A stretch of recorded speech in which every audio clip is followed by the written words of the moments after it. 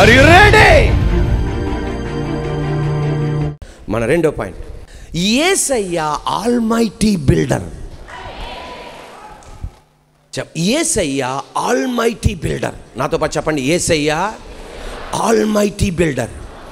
యేసయ్య సర్వశక్తి కలిగిన బిల్డర్. ఆయన ఆల్మైటీ బిల్డర్.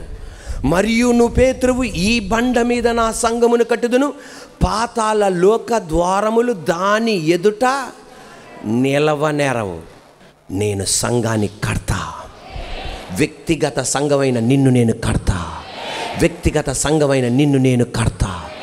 నేను కడతా. కీర్తనల గ్రంథం 127వ కీర్తన ఇంటికి వెళ్ళి చదవండి. కీర్తనల గ్రంథం 127వ కీర్తన 1వ వాక్యం 2వ వాక్యం. కీర్తనల గ్రంథం 127వ కీర్తన 1వ వాక్యం 2వ వాక్యం. యెహోవా ఇల్లు కట్టించని ఎడల దాన్ని కట్టువారు ప్రయాసం వ్యర్థమే. యెహోవా పట్టణమును కాపాడని ఎడల దాని కావలి కాయువారు మేల్కొని ఉండుట వ్యర్థమే. దావీదు తన కుమారుడైన సొలొమోనుతో చెప్తున్నాడు, నాన్న, దేవుడు మన కుటుంబాన్ని కట్టకపోతే మన కుటుంబం సంపూర్ణమవ్వదు. దేవుడు కట్టును గాక. నాన్న, దేవుడు మన పట్టణాన్ని కావలి కాయకపోతే మనం కాపాడబడలేము. దేవుడే కట్టును గాక, దేవుడే కావలి కాయును గాక. ఆయన ఆల్మైటీ బిల్డర్. ఆయన ఆదికాండం 1:1, ఆదియందు దేవుడు భూమి ఆకాశములను సృజించెను. ఆయన నిర్మించాడు, కట్టాడు. కానీ సాతానుగాడు పాడు చేస్తే మరలా దేవుడు దాన్ని తిరిగి కట్టాడు. ఆయన ఆల్మైటీ బిల్డర్. దావీదు అంటాడు, అయ్యా, నన్ను కలుగజేసిన విధము చూడగా నాకు ఆశ్చర్యము భయము కలుగుచున్నది. ఒక పురుషుని యొక్క స్పర్మ్, ఒక స్త్రీ యొక్క ఓవం, ఒక ఎగ్, ఆ చిన్న రెండు కలవగా, అమ్మ గర్భములో కలవగా, మీకు తెలుసా, అమ్మ గర్భములో రూపింపబడుతుంటే ఆ చిన్న వాటి నుండి ముక్కు బయటకు వచ్చింది, తల బయటకు వచ్చింది, కళ్ళు బయటకు వచ్చినాయి, ఎముకలు బయటకు వచ్చినాయి. అబ్బబ్బబ్బబ్బా, ఎలా నిర్మించాడండి! అందుకే దావీదు అంటాడు, నువ్వు నన్ను కలుగజేసిన ఆల్మైటీ బిల్డర్ అయ్యా నువ్వు. కీర్తనల గ్రంథం 139వ కీర్తన 13 నుండి 18 వాక్యాలు కలిసి మనం చదువుకుందాం. నా అంతరంద్రియములను నువ్వే కలుగజేసితివి, నా తల్లి గర్భమందు నన్ను నిర్మించిన వాడవు నువ్వే. నువ్వు నన్ను కలుగజేసిన విధము చూడగా భయమును ఆశ్చర్యమును నాకు పుట్టుచున్నవి. అందును బట్టి నేను నీకు కృతజ్ఞతాస్తుతులు చెల్లించుచున్నాను. నీ కార్యములు ఆశ్చర్యకరములు. ఆ సంగతి నాకు బాగుగా తెలిసి ఉన్నది. నేను రహస్యమందు పుట్టిన నాడు భూమి యొక్క అగాధ స్థలములలో విచిత్రముగా నిర్మింపబడిన నాడు నాకు కలిగిన ఎముకలను నీకు మరుగై ఉండలేదు. నేను పిండమునై ఉండగా నీ కన్నులు నన్ను చూచెను. నియమింపబడిన దినములలో ఒక్కటైనను కాకమునుపే నా దినములన్నీయు నీ గ్రంథములో లిఖితములాయను. దేవా, నీ తలంపులు నాకెంతో ప్రియమైనవి. వాటి మొత్తం ఎంత గొప్పది. వాటిని లెక్కించదని అనుకొంటినా అవి ఇసుక కంటెను లెక్కకు ఎక్కువై ఉన్నవి. నేను మేల్కొంటినా ఇంకను నీ యొద్దనే యుందును. అయ్యా, అమ్మ గర్భములో రూపింపబడినప్పుడు, నువ్వు ప్లాన్ చేస్తున్నప్పుడు, నన్ను బిల్డ్ చేస్తున్నప్పుడు, ఆల్మైటీ బిల్డర్ నన్ను కడుతున్నప్పుడు నీ కన్నులు నా మీద ఉన్నాయ్యా. డాక్టర్ గారి కన్నులు కాదు, భర్త యొక్క కన్నులు కాదు, భార్య యొక్క కన్నులు కాదు, ఆ అమ్మ నాన్న కన్నులు కాదు, అయ్యా నేను లోపలను కడుతున్నప్పుడు నీ కన్నులు నా మీద ఉన్నాయ్యా. నీ బిల్డింగ్ కడుతున్నప్పుడు యజమానురాలు ఎలాగైతే వాళ్ళ పర్యవేక్షణలో ఎలా వారి కన్నులుంటాయో, నువ్వు అమ్మ గర్భములో రూపింపబడుతున్నప్పుడు సృష్టికర్త కన్నులు అమ్మ గర్భములో ఉన్నాయంట. నీ ముక్కు ఎలాగుండాలో, నీ కాళ్ళు ఎలాగుండాలో, నీ వెంట్రుకలు ఎలాగుండాలో, నువ్వు పెద్దవాడయ్యాక ఎలాగుండాలో మొత్తం ఆయన కన్నులు చూసినాయంట.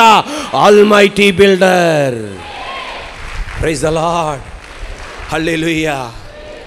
మొన్నటి వరకు మన నాన్నలు వాళ్ళ నాన్నలు ఏమనుకునేవాళ్ళు తెలుసా? ప్రపంచ యుద్ధం 1, తర్వాత ఏమనుకున్నా తెలుసా? ప్రపంచ యుద్ధం 2. ఇప్పుడు మన కాలంలో ఎవరు కూడా ప్రపంచ యుద్ధం 1, ప్రపంచ యుద్ధం 2 అనరు. యేసయ్య రాకడ ఆలస్యమైతే ఇంకొక 100 సంవత్సరాలు కోవిడ్ అంటారు అందరు. అదే మేము ఎప్పుడున్నాం తెలుసా? కోవిడ్ కాలంలో ఉన్నామయ్యా. కోవిడ్ దేని బిడ్డలారా, ఆ టైములో దేవాది దేవుడు మనల్ని నాశనం అవ్వకుండా, మరణించకుండా దేవాది దేవుడు మనల్ని కట్టాడు. దేవాది దేవుడు మనల్ని నిలబెట్టాడు. అంటే ఎవరన్నా మరణిస్తే వాళ్ళ మీద దేవుని కృప లేదనా? దేవుని కృప ఉంది. మన మీద కూడా దేవుని కృప ఉంది. మరి తేడా ఏంటి? ఒక్కొక్కరిని ఒక్కొక్క రకంగా కడతాడు, ఒక్కొక్క రకంగా బిల్డ్ చేస్తాడు. ఒక ఇల్లుని ఒక రకంగా ఇంజనీర్ బిల్డ్ చేస్తాడు, మరొక ఇంటిని మరొక రకంగా ఇంజనీర్ బిల్డ్ చేస్తాడు, మరొక ఇంజనీర్ మరొక రకంగా బిల్డ్ చేస్తాడు.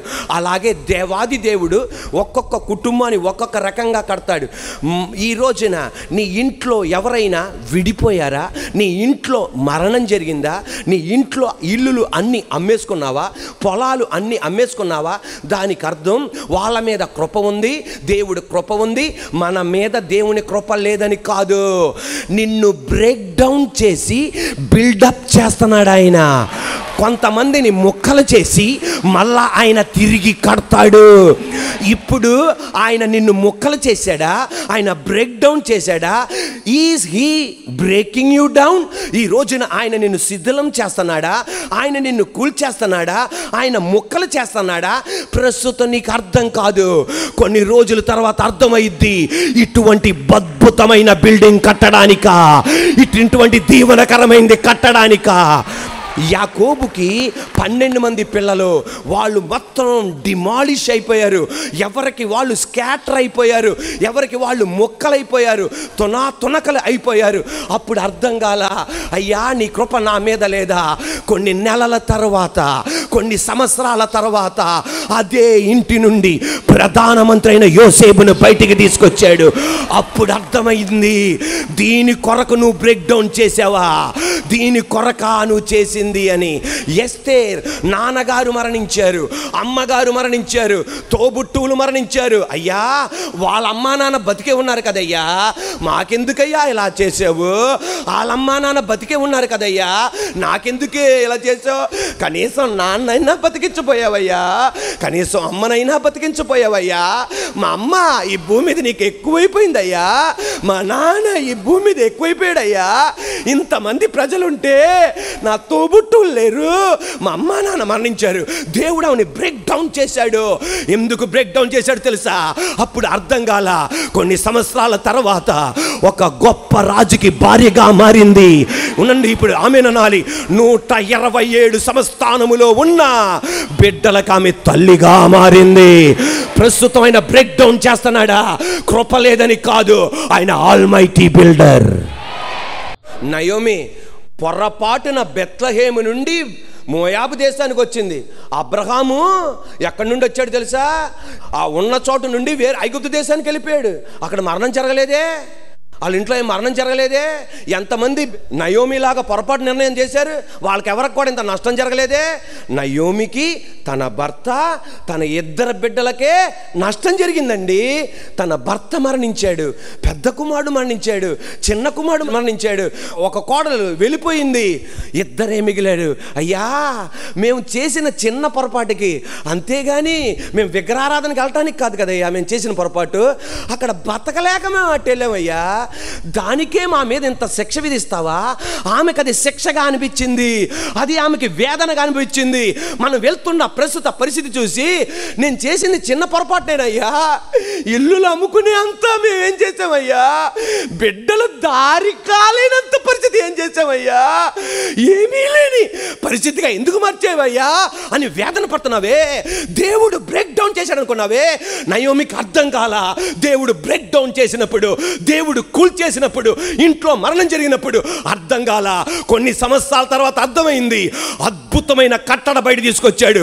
సృష్టికర్త ఆ గృహం నుండి దేవుడు బయటికి తీసుకొచ్చాడు. ఆయన ఆల్మైటీ బిల్డర్. ఈ రోజున నీ ఇంట్లో ఏం జరుగుతుందో అర్థం కావట్లా, మొక్కలైపోతుంది ఇల్లు.